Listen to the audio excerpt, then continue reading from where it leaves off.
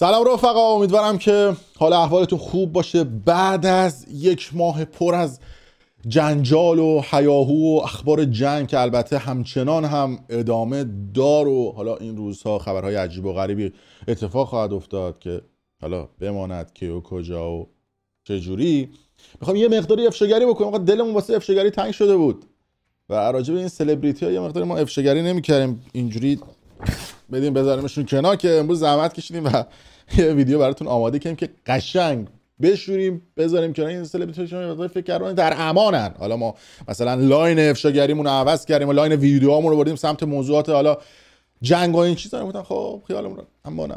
امروز می‌خوایم راجع به این چهره صحبت بکنیم، آقای یوسف تیموری که این روزها هم خبرش رسیده بود بهتون که ایشون حسابی اومدن و مصاحبه کردن و نقش یک آدم سوپر مذهبی رو به خودشون گرفتن و به خودشون اجازه دادن که راجع به حجاب دختر ایرانی صحبت بکنن. قطعا ویدیوشو دیدید، اگر ندیدید هیچ ایرادی نداره، من ویدیوشو برای شما پخش میکنم ببینیم چی میگه. قشنگ میخوایم امروز یه حالی بهش بدیم، یه مقدار پشت پرده‌اش بگیم کجا بوده، چیکار کرده، با کی بوده، موادی مشروبی. حالا اینا بهتون توضیح میدم، ببینید ویدیوشو. چرا انقدر توی سری چیزا ما افراط داریم؟ چرا به هم نزدیک نمیشیم؟ توی که اگه بهت نگن دیگه هیچ چیز، اصلا با یه مدلی میای بیرون که تو خود اروپا هم نمیای بیرون. واقع بینانه نگاه نمی‌کنیم به قضیه. چرا فکر نمی‌کنیم که ایران یک کشور خانوادگی؟ خانم محترم واقعا درست باید بیای بیرون. چرا یاد نمیگیریم همه بغل هم درست زندگی کنیم؟ به خدا قسم لبنانش هم اینجوری نیم. جان ببینید این صحبت‌های یوسف تیموری خشم چندین گروه و طیف مختلف رو در آورد. اول از همه یه سری آدمای خشک مذهبی و خر مذهبی بودن، گفتن ساچه، البته اونم دو دسته میشدن. یه دستشون گفتن ساچه واو دمش گرم، دیدید یوسف تیموری یکی از سلبریتی ها و افراد پرطرفدار و چنین، ببینید چه صحبت زیبایی کرد. یعنی اونایی که طرفدار امام انقلاب اسلامی بودن، ببینید یوسف تیموری داره از امام انقلاب اسلام حمایت میکنه، از حجاب حمایت میکنه و ای زن ایرانی، من میخوام به زور تو رو بچپونم تو بهشت، من میخوام به زور تو رو ببرم تو بهشت، پس باید به حرفای سلبریتی مملکت یوسف تیموری گوش بدی برید تو بهشت. این یه قسمت از جامعه بود که گفتن که باید حرفای یوسف تیموری رو گل گرفت. اما یه عده دیگه دقیقاً از همون مذهبیان بودن، اونا منتقد یوسف تیموری شدن، گفتن داداش شیشه میزنن و بس اصلا چرا باید این حرفا از دهن مثلا یوسف تیموری در بیاد؟ اگه این کابل گوشی من بذاره میذارم جلو آقا، هم میذارم اینجا. عصبی شدم دیگه، کابل همیشه اون شد درگیرم، هم صدا رو پخش کنم. ولی خب دیگه از اول هم نمیذارم اینجا بچه‌ها، این کابل منه دیگه، ببخشیدش کابلمو. یه عده از این آدم مذهبی اومدن گفتن که آقا این اصلا این حرفا که این آدم داره میزنه اصلا ضد دینه، ضد نمیدونم فازش چی، اصلا اومده همچین حرفی زده. بازم اونا هم حمله کردن بهش. یه عده دیگه هم که این سمت قضیه بودن گفتن آقا یوسف تیموری بابا ما که تو گذشته تو رو میدونیم، ما که شخصیت تو رو میدونیم، اصلا این حرفا واسه تو قفله، تو چرا داری این حرفا رو میزنی، تو چرا داری این صحبت ها رو میکنی؟ ولی خب یوسف تیموری همچنان خیلی محکم و مصمم اومد و گفت نه، باید زنان ایرانی حجاب خودشون رو رعایت بکنن و چه.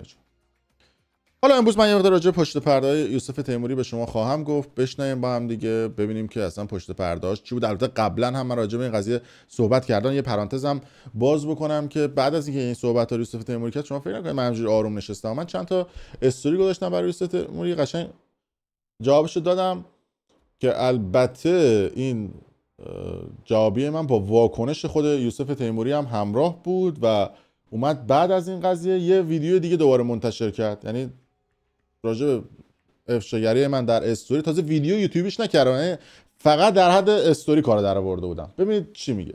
مثل همیشه یک سری از آدمایی که اونور نشستن و در واقع نمیتونن برگردن بیان ایران، اگر بیان ایران و جواب خیلی چیزا رو پس بدن، باید در رابطه با هنرمندا، در رابطه با خیلی که حرفای دروغ زدن، اصلا در رابطه با هنرمندا هم نه. میدونید چی میگم؟ اصلا با شیوه زندگی که اونجا داشتن، میدونید چی میگم؟ حتی نمیتونن از کنار ایران رد شن، حتی بلندشن بیان دبی و یک زندگی کاملا کثیفی رو برای خودشون درست کردن.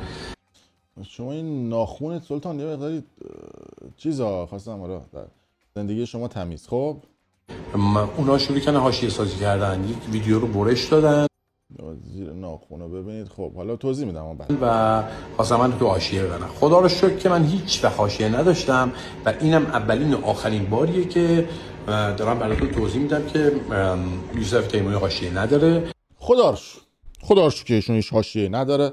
ان شاءالله موفق هم باشن تو زندگیشون که هیچ حاشیه نداشتن. ما یه سری توضیحات، شما که هیچ حاشیه نداشتی و نداری.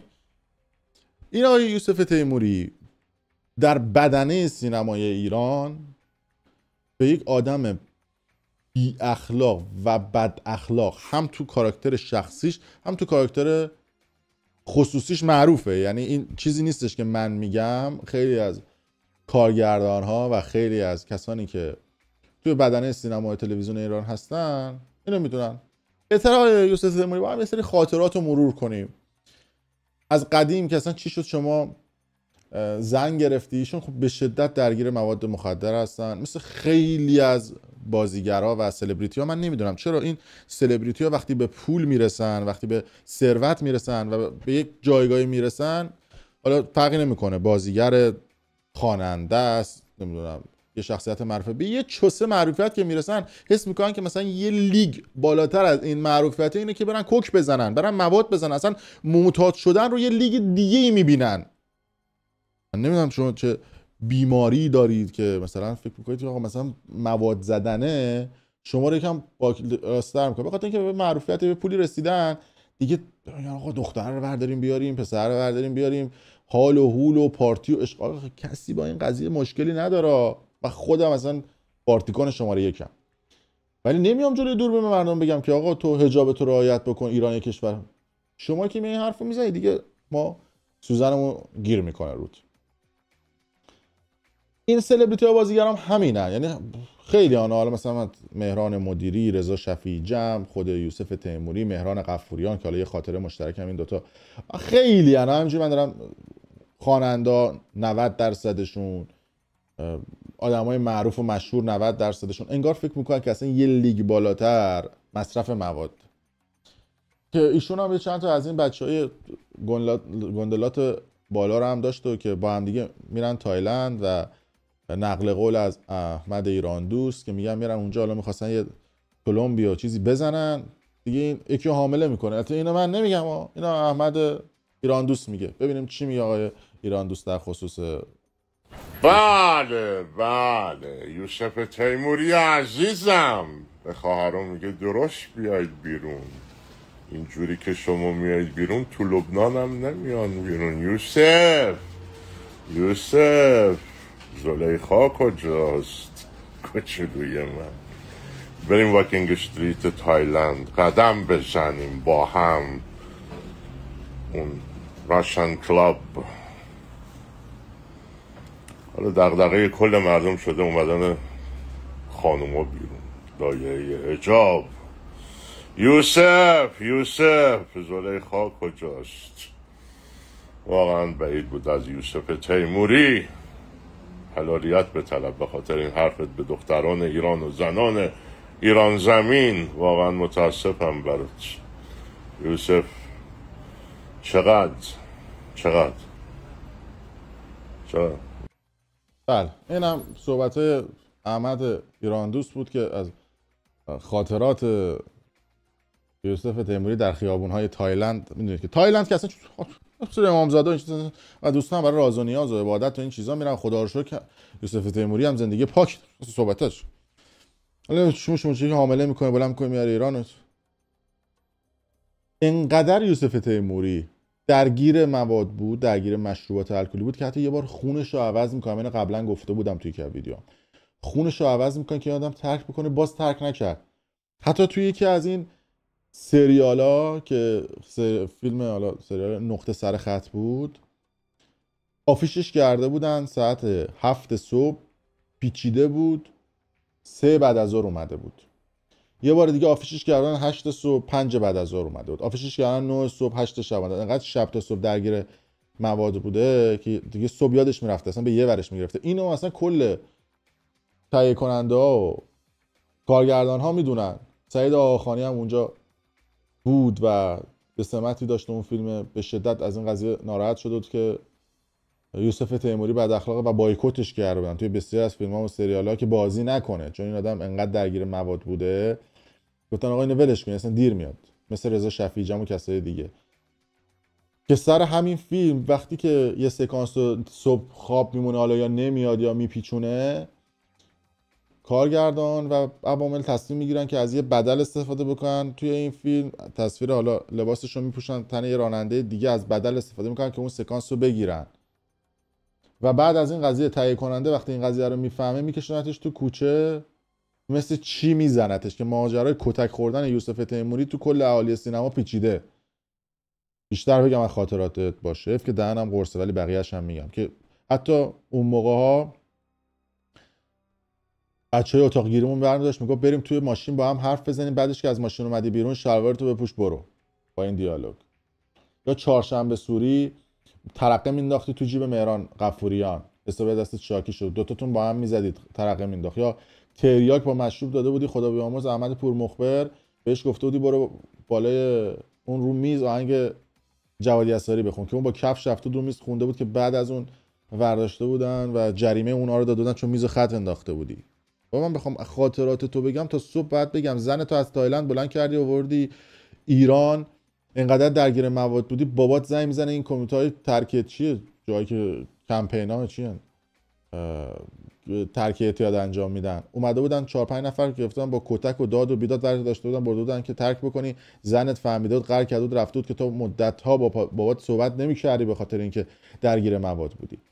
میدونی مشکل کجاست؟ مشکلش اینه که امثال شما سلبریتی ها پشت دوربین یه چیز دیگه ای. بابا نصف بدنه سینما رو که چه عرض بکنم 90% بدنه سینما با من در ارتباطن، میان آمارتون رو میدن. آقا شما پشت دوربین فوش میدید به امام انقلاب و سیستم آخوندها، همه اینو میدونن. بعد جلو دوربین یهو یه فاز اینطوری میگیره. سر سریال عاشقانه گلزار پشت دوربین فوش میداد به اون سیستم و آخوندها و اسلام، حالا با آخوندها نه به اسلام. بعد صبح 8 صبح نمیدونم چی میزد قاطی میکرد، راننده ها خدماتی و کسای دیگر رو ور میداشت میذاش پشت خودش میشد امام جمعه جلو وای میساد نماز میخوند. اصلا این حرکت در همه جای جهان قفله که گلزار و امثال گلزار قفلشو باز کردن.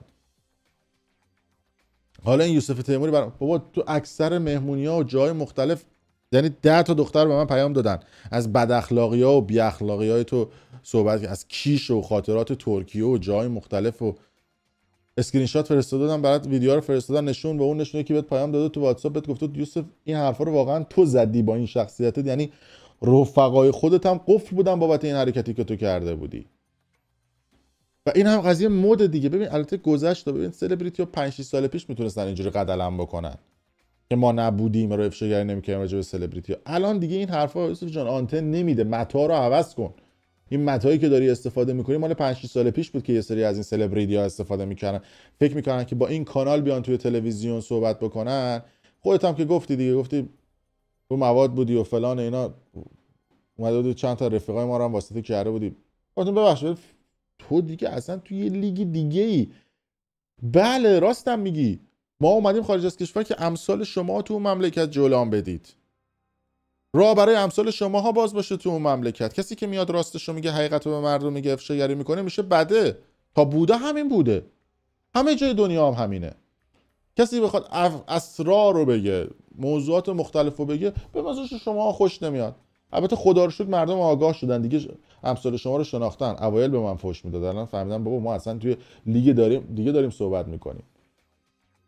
دختر رو برداشته بودی نامزد کرده بودی، بعد زن داداشت هم عاشق تو کراش داشت رو زن داداشت. بابا تو دیگه چه آدمی هستی؟ رو زن داداشت هم کراش داری، بعد راجع به حجاب زنای ایرانی صحبت میکنی. بابا تو دیگه چه آدمی هستی؟ بیشتر بگم راشه. یا مثلا با اون فرهاد که کلینیک زیبایی داره، کلینیک مو داره، شما چقدر با هم دیگه دختر بازی کردید؟ تو سریال اون جوکر و بخش جوکر هم خب یه نفر دختر رو پیدا کرده بود، اون رفت تو واسطه تو رو بردن تو جوکر. اگه به رفتارش هم نگاه بکنید توی جوکر عرق میکنه و قشنگ مشخصه اصلا توی یه لیگ دیگه است. اینا نمیخندن نه به خاطر اینکه اون فضا از اون فضا درکی ندارن، چون اصلا در یه لیگ دیگه ان اینا، یعنی توی فاز دیگه ان که نمیتونم بفهمم. مثلا رضا شفیعی جمع برید نگاه بکنید، یه بار یه برنامه ضبط شده بود برای مافیا، اصلا چشش باز کرده مثلا توی فضا دیگه بود، ریده بود تو برنامه مافیا. با نکنید این کارو دیگه، مردم هم آگاه شدن. یوسف جان برو ترک کن، برو سیستم تو عوض بکن. یادت چه شرطی برات گذاشتم؟ آقا این آقا، من خیلی از آدما با من ارتباط میگیرن تو ویدیوها و جای مختلف، آقا راجع به ما نگو، راجع به ما حرف نزن. یه شرط برات گذاشته بودم همین 3 روز پیش. چه شرطی بود؟ به مردم بگو چه شرطی برات گذاشتم، چرا نمیای بگی؟ یه نفر رو واسطه کرد گفت آقا بگو راجع به من صحبت نکنه، من رو مواد بودم حواسم نبود. شرطی که من گذاشته باشم چی بود؟ گفتم یه شرط داره، بره ترک بکنه. ترک کرد اومد، من دیگه راجعش صحبت نمیکنم.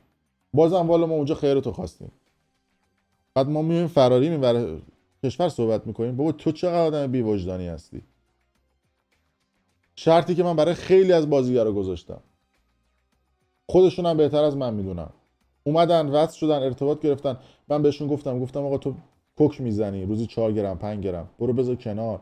گذاشتی کنار، میفرستم یه آزمایشگاهی که رفیقای من تایید داد تو نمیکشی، من دیگه باید کار نم، تازه ازت حمایت هم میکنم. این کارو نکرد. حداقل بابا یه مقداری ما قدرت رسانه‌ای داریم، از این قدرتمون استفاده کنیم، شما رو هدایت کنیم سالم زندگی بکنید. اینجا تو یه تیکه حداقل زورمون میرسه که اینا رو نمیایید بگید. بابا شما چقدر آدمای نامردی هستید. خیلی از این سلبریتی‌ها چقدر من بهتون حال دادم، اومد این حرفا رو بزنید. یک کشو مثال میزنم بیاد ببینم جرأت داره بیاد اینو بگه. آقای پژمان جمشیدی بیا بگو این شرط من برات گذاشتم. مردید، ادعاتون میشه مردید، بیاد بگید من چه کارایی برای شما کردم. یکیشو مثال زدم که فکر نکنید من ادعا میکنم به شروور دارم میگم و به خیلی های دیگه تون.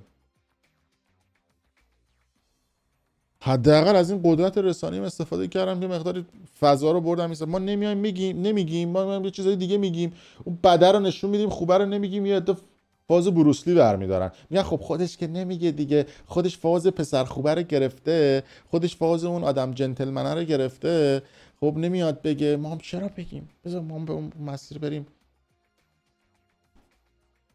خواننده تو دبی به من زنگ زده، سفارش فران کلابو کرده که خودش توش خوانندگی میکنه. آقا این کلابه آدم خوبه، اون کلابه گفتم باشه حالا من راجبش کمتر صحبت میکنم و برم تحقیقات بکنم.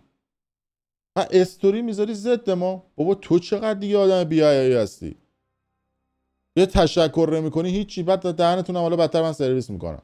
ولتون نمیکنم که دبی‌ها رو گذاشتم یکم پازو بگیر مغزتون استراحت بکنه، ببینید چه نمودنی من بکنم از این دبی‌ها. ولشون نمیکنم که بالا تا پایینش. من هر چیزی یه قفلی میزنم، یه پازه میدم، اینا فکر کنن همیشه آروم آزاد، دوباره یه قفلی دیگه، دوباره آروم، دوباره یه قفلی دیگه. اینا بعد یه ذره دهنشون رو سرویس بکنن، درست مثل همونه که یه ذره دهن مردم رو سرویس کرد.